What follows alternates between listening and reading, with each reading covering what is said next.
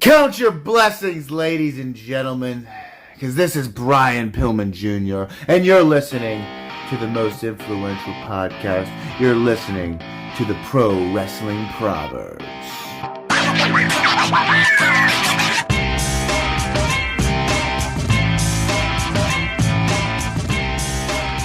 This has kind of been, how would you say? It's been a long time coming. We were supposed to do this before we went to Starrcast. We were actually supposed to do this shortly after we came back from Astronomicon. Better late than never, they always say. Before really getting into it, I will be using some direct quotes today. Thank you to WWE's Rise and Fall of WCW documentary DVD, one of their better ones. Thank you to Dusty, Reflection of Wrestling's American Dream, Dusty Rhodes' book, and thank you to Death of the Territories by Tim Hornbaker. Another good little book teaching you about, some territories, maybe learn about some things that might have been featured in a scripture or two, who knows. But Are you very familiar with Jim Crockett Promotions? Yeah, I know of them, obviously. I mean, we went to their most recent showcase. Yeah, they're the only one that's mattered so far, in my opinion. Yeah, I mean, what's cool about it, I don't remember if I mentioned this on here just offhand. Before doing Starrcast, Conrad Thompson bought the rights to use Jim Crockett Promotions from WWE. And after Starrcast, he gave David Crockett 50% of it back. So now the Crockett's own JCP again. So, I mean, good job, Conrad. You could have handled your lines a little better, but you helped David Crockett out, so that's good.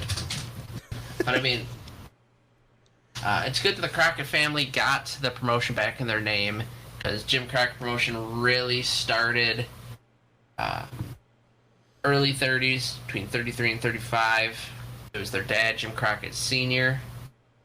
He promoted boxing, roller derby, the Globetrotters, country and western circuses, but it wasn't until that 1935 year that he started doing wrestling. A lot of times you'll hear me interchange here Jim Crockett Promotions and Mid-Atlantic Championship Wrestling. They're one and the same. Mid-Atlantic is what the wrestling show was called, while Jim Crockett is obviously who promoted it.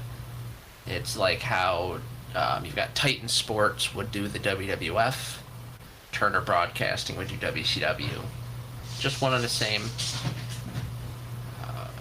Senior promoted until 1973. April 1st of all days, probably thought it was a cruel April Fool's joke. Until that point, until his death, he actually booked right next door to Vince McMahon Sr. It was the Washington, D.C. area where the line was drew. Vince McMahon actually said that from what he understood about Jim Crockett, he was a great promoter and a pretty good guy at that. I mean, coming from Vince, the fact that there wasn't like a backhanded remark, good on him.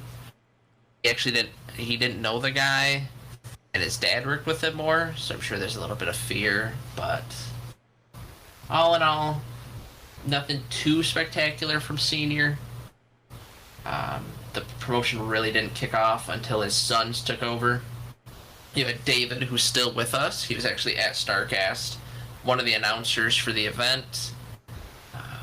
And then you've got Jim Jr., who passed away a few years ago. David ran the company, while Jr. ran the wrestling aspect of it, and he became the face of the company, the president. They determined early on that the wrestlers needed someone to look at as the authority figure. So that's why he eventually became the president of the company. I mean, it had to have been a nice gig, right? Your brother's doing all the other work, your bookers are doing the other work, and you're just the face, you're just the guy that's like, you stop that. Just Almost. freeloading. Yeah, I mean, it's almost like a certain wrestling promotion nowadays could use, a stern authority figure like that. I don't know who that'd be. But, I can't think of one. Yeah. George Scott was brought in as a booker. George Scott used to be a wrestler. I think he still wrestles today. It's crazy how long that man's been doing this industry. And, Jim Crockett, the 70s, they brought it back. It was it's eerie how their dad died at the 40th anniversary, so then when they rebranded, they got to say it was the 40th year. They would do the television tapings, usually North Carolina, South Carolina region, hence the Mid-Atlantic name. Then you would have, this is when they brought in Bob Caudle, who was a recognizable announcing figure, the only one that really topped him in the area was when you had Jim Ross there, or eventually Tony Schiavone. But then, really, Jim Crockett got reinvented with the invention of cable. You always hear TBS, Channel 17. It was a 2-block time, 6:05 to 8:05 Eastern, every Saturday. From what was said, they would put on shows before and after the wrestling to kind of give a little ratings boost, which makes sense. You see that a lot nowadays. Like when they brought Young Sheldon out, they put it on right before the Big Bang Theory. So that way, even if you don't plan on watching Young Sheldon, you turn your TV to the channel, you see a little bit of it. You might get interested, you might not, but it'll still be a nice little ratings boost. Got pop a rating. Yep, even then, you hear all the time how you hear from Ric Flair and Dusty Rhodes when he was alive all the time how Ted Turner just, he was cable before cable was cool. He was the big one when it came to bringing wrestling to the forefront.